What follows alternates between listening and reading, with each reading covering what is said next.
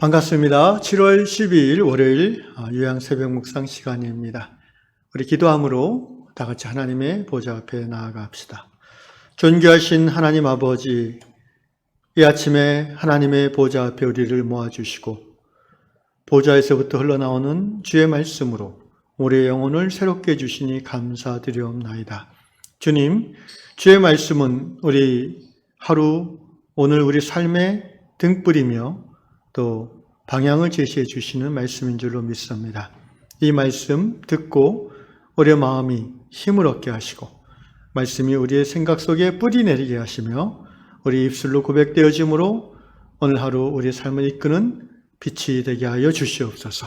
말씀이 선포되어짐에 주의 성령께서 우리의 마음에 찾아와 주시고 위로하시며 세임 주실 줄로 믿습니다. 예수님의 이름으로 기도하옵나이다. 아멘. 마음이 상한 자를 고치시는 우리 주님 찬양하겠습니다. 마음이 상한 자를 고치시는 주님, 하늘의 아버지 날 주관하소서. 주의 길로 인도하사 자유케 하소서. 새 일을 행하사 분케 하소서. 의에 줄이고 목이 마르니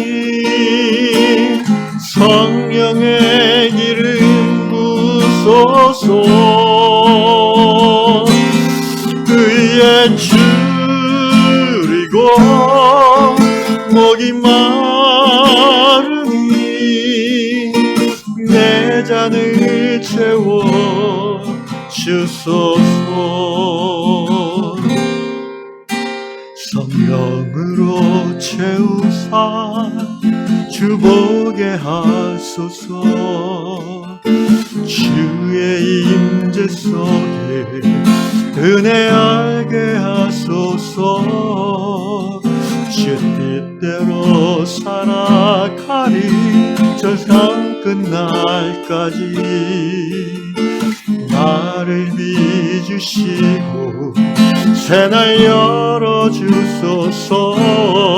의에 줄이고 목이 마르니 성령의 기름 부소서. 의에 줄이고 목이 마르니 내 잔을 채워 주소서. 의에 줄이고 목이 마르니 성령의 기름 부소서. 의에 줄이고 목이 마르니 내 잔을 채워 주소서.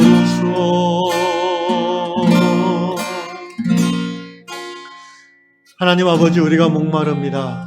이 시간에 성령의 물을 우리에게 부어주시사 우리에게 마중물 한 바가지 성령 부어주시사 우리 안에 이미 들어와 계신 성령의 저수지로부터 오늘 하루를 살아가기에 충분한 생수를 공급받는 우리 모든 유양 백성 되게 하여 주옵소서. 예수님의 이름으로 기도합니다. 아멘. 오늘 이 아침에 주시는 하나님의 말씀 고린도후서 1장 3절과 4절 2절 보겠습니다. 고린도후서 사도 바울께서 고린도 교회에 보낸 세 번째 서신으로 보통 알려져 있습니다. 고린도후서 1장 3절로 4절. 찬송하리로다. 그는 우리 주 예수 그리스도의 하나님이시요 자비의 아버지시요 모든 위로의 하나님이시며 우리의 모든 환난 중에서 우리를 위로하사 우리로 하여금 하나님께 받는 위로로서 모든 환난 중에 있는 자들을 능히 위로하게 하시는 이시로다. 아멘.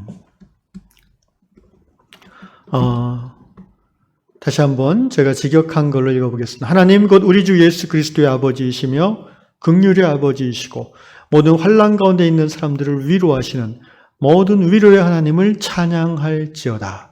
우리에게 주신 그 하나님의 위로로 인하여 어려움 가운데 있는 사람들을 우리가 위로할 수 있게 하시는도다. 아멘. 오늘 다락방 스토리는 아프리카 나이지리아에 사는 올라이 형제의 간증입니다. 올라이 형제가 고등학교 졸업할 때쯤에 아버지가 갑자기 돌아가셨다고 합니다. 장례식장에서 형제는 자신을 둘러싼 세계가 무너지는 것을 느꼈고 감당할 수 없는 슬픔을 경험하게 되었습니다. 그런데 그때 하나님께서 형제에게 이렇게 말씀하시는 것을 형제는 느꼈다고 합니다. 내 아버지는 죽었지만 내 하늘 아버지는 살아계셔서 너를 도와주실 것이다. 놀라운 하나님의 말씀이죠. 이 말씀에 힘입어 올라요 형제는 대학에 입학했고 재정적으로 어려운 가운데에도 두 학기를 마무리할 수 있었다고 고백했습니다. 하나님이 여러 경로를 통해서 형제를 도와주셨음을 짐작할 수 있습니다. 그리고 형제는 대학 생활을 하는 중에 자기와 비슷한 그런 사랑하는 가족을 어린 나이에 잃어버린 그런 상실을 경험한 친구들을 만날 수 있었고 그들을 위로할 수 있었고 그들의 진정한 친구가 될 수 있었다고 적고 있습니다. 오늘 본문 말씀은 그러므로 참으로 모든 시대 모든 나라에 사는 그리스도인들에게 큰 위로와 격려가 되는 말씀입니다. 우리가 환난 가운데 있을 때에 우리를 위로하시는 하나님, 더 나아가서 우리를 위로하시고 회복시키셔서 그 환난의 경험이 그냥 인생에서 쓸모없는 버리고 싶은 그런 경험이 아니라 그 시간을 통해서 하나님의 위로가 임하였고 하나님의 위로 가운데 회복되어짐으로 말미암아 동일한 환난을 겪는 이웃들에게 하나님의 위로를 전할 수 있는 하나님의 위로자로서 우리를 쓰시겠다는 말씀, 참으로 우리에게 격려와 힘이 되는 말씀이라고 생각합니다. 이 땅에 사는 우리 모두는 남녀노소 빈부귀천을 막론하고 헤어짐의 상처를 받습니다. 특별히 그 헤어짐이 우리가 준비되지 않은 상태에서 일어날 때에 부모님을 어린 나이에 사별한다든지 또는 배우자와의 사별, 특별히 자녀를 먼저 하늘에 보내는 이런 일들은 우리 사람으로서 받아들이기 쉽지 않은 정말 어려운 정서적인 고통입니다. 그럼에도 불구하고 우리 그리스도인은 하나님의 은혜와 진리 안에서 하나님의 위로를 통해 회복될 수 있음을 오늘 성경은 말하고 있습니다. 결국 하나님이 우리를 위로하신다는 것은 하나님이 우리를 하여금 낙심과 좌절과 절망 속에 있는 우리들을 어떻게든 격려하시고 믿음을 회복시키셔서 우리를 하여금 그 낙심과 좌절의 자리에서 떨쳐 일어나게 해주신다는 것입니다. 그게 위로의 결과이지요. 하나님이 우리를 위로하며 어떻게 위로하실까요? 찬찬히 생각해 보면 비슷합니다. 말씀의 위로이고 은혜 가운데 진리를 깨닫는 자기 성찰이 그 위로의 중요한 내용이 됩니다. 오늘 올라의 형제가 그 장례식장에서, 아버지의 장례식장에서 겪었던 위로도 바로 말씀의 위로지요. 어떤 말씀이었습니까? 내 육신의 아버지는 죽었으나 너희 하늘 아버지가 살아계셔서 너를 돌봐주실 거라는 이 말씀이 형제에게 얼마나 큰 힘과 격려가 됐는지 우리는 알 수 있습니다. 예수 십자가 부활의 복음을 믿음으로 하나님 자녀로 살아가는 그리스도인에게 하늘 아버지가 돌봐주신다는 것은 너무나 평범한 우리가 늘 알고 있는 말씀이지만 그런데 이 알고 있는 말씀, 이 진리가 우리 삶에서 체험되어지는 것은 또 다른 차원의 은혜인 것입니다. 성경을 읽고 또는 듣고 깨달아 끄떡거리고 마음이 즐거워지는 것이 분명 은혜이지만 그 성경의 말씀이 내 일상의 실제 삶에서 경험되어지는 것은 차원이 다른 은혜인 것입니다. 다시 말하면 성경의 말씀이 내 삶으로 해석되어지고 번역되어지는 우리 성도에게 있어서 정말 놀라운 하나님의 은혜인 것입니다. 한마디로 삶으로 체험된 말씀이 바로 성도가 받는 위로이고 성도를 회복시키는 하나님의 능력이 된다는 것이죠.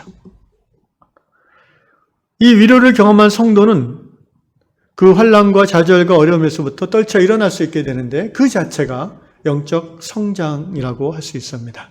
그 자체가 믿음의 성숙이라고 표현할 수 있는 것입니다. 그러므로 이 환난을 통과하는 중에 하나님의 위로로 회복을 경험한 성도들은 그만큼 가슴이 자라게 되고 마음이 넓어지게 되고 생각의 폭이 깊어지게 되며 고통당하는 이웃을 향한 긍휼과 연민의 마음이 깊어질 수 있는 것입니다. 마치 예수께서 그렇게 하셨던 것처럼 말입니다. 그래서 환난당한 형제를 자매를 진심으로 위로할 수 있는 것입니다. 내가 그 환난을 겪어봤고 그 환난 가운데 주저앉아봤고 좌절해 있었는데 나의 하나님이 나를 사랑하셔서 나에게 위로의 말씀을 주셨고 능력의 말씀을 주셨고 또 모든 은혜 가운데 하나님을 깨달아 알게 하셔서 어느 순간 내가 일어나서 걸어가고 있더라 라는 그 생생한 간증이 환난당한 형제에게는 소망의 빛으로 드러날 수 있게 되는 것입니다. 교회를 오래 다닌 성도들 중에서는 자기가 그렇게 그 환난과 좌절 속에서 하나님의 위로로 회복됐다고 착각하는 분들이 또 있을 수 있습니다. 완전히 회복된 것이 아닌데 나는 회복됐어 라고 착각하고 비슷한 그런 어려움을 겪는 사람들에게 다가가서 위로를 하고 도와준다고 하면서 결국은 자기 안의 상처를 함께 이렇게 상처로 말미암아 쓴뿌리를 나누게 되는 그런 불행한 경우들도 자주 보게 됩니다. 차라리 이 성도가 나도 아직 회복되지 않았어. 그러나 회복되고 있기에 나는 이 상처를 너하고 나눌 수 있어 라고 얘기했다면 하나님의 치유와 회복이 임했을 것입니다. 그런데 교회 안에서 나의 어떤 위치나 위상으로 인하여 나는 회복됐고 그래서 나는 너를 돕는다라는 그런 마음으로 환난당한 자를 위로하고자 할 때에는 반드시 부작용이 생길 수 있다는 것입니다. 그래서 우리는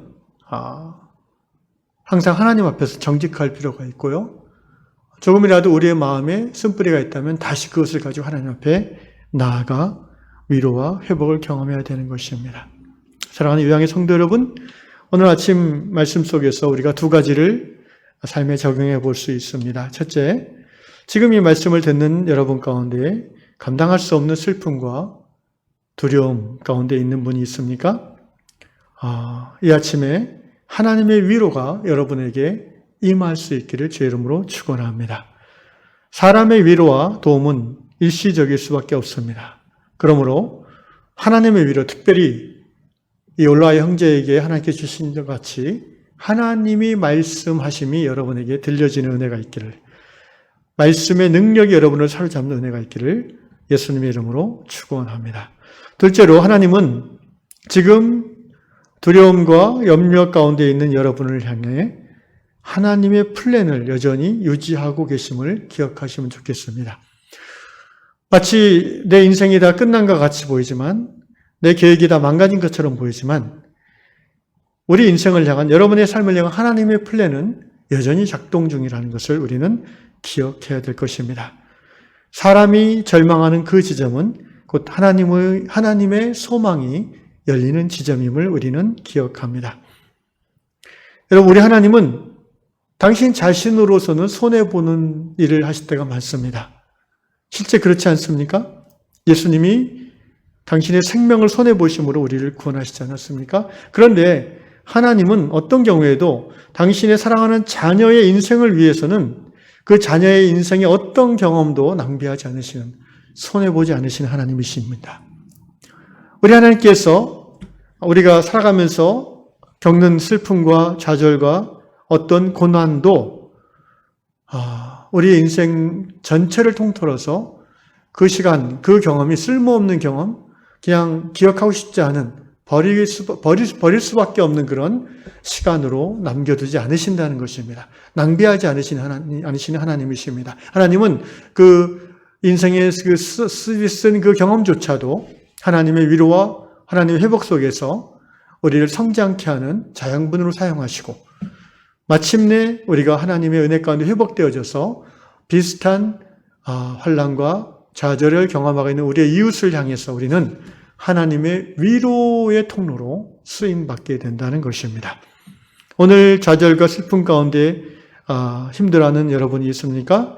기억하십시오. 하나님의 여러분을 향한 플랜은 그 모든 좌절과 슬픔을 회복한 후에 비슷한 슬픔을 겪는 그 사람들을 위해서 하나님이 여러분을 쓰시고자 한다는 플랜이 작동되고 있다는 것을 기억하시고 소망 가운데 떨치고 일어날 수 있기를 주의 이름으로 축원합니다. 기도하겠습니다. 하나님 아버지, 그렇습니다. 우리 삶의 그 어떤 시간, 어떤 부분도 하나님은 손해보지 아니하시고 우리의 인생이 마이너스가 되는 것을 하나님은 허락지 않으시는 줄로 믿습니다. 청춘의 시절에 절망하며 좌절하며 방탕했던 삶을 살았던 그 모든 시간들조차도 하나님은 하나님의 위로와 능력으로 회복한 후에는 동일한 방황을 겪고 있는 젊은이들을 품고 껴안고 회복시키는데 위로하는데 쓰신다는 것을 이 아침에 고백합니다. 주님, 사랑하는 위양의 지체들 한 분 한 분에게도 이 하나님의 플랜이 지금도 작동하고 있는 것을 깨닫게 해주시고 그러므로 오늘 좌절과 염려의 자리에서 이 아침에 하나님의 위로의 말씀으로 일어나는 우리 성도들 은혜 있게 하여 주시옵소서. 감사합니다. 그렇게 인도해 주실 줄로 믿습니다. 예수님의 이름으로 기도합니다. 아멘. 하늘에 계신 우리 아버지, 아버지의 이름을 거룩하게 하시며 아버지의 나라가 오게 하시며 아버지의 뜻이 하늘에서와 같이 땅에서도 이루어지게 하소서. 오늘 우리에게 일용할 양식을 주시고 우리가 우리에게 잘못한 사람을 용서해 준 것 같이 우리 죄를 용서해 주시고 우리를 시험에 빠지지 않게 하시고 악에서 구하소서. 나라와 권능과 영광이 영원히 아버지의 것입니다. 아멘.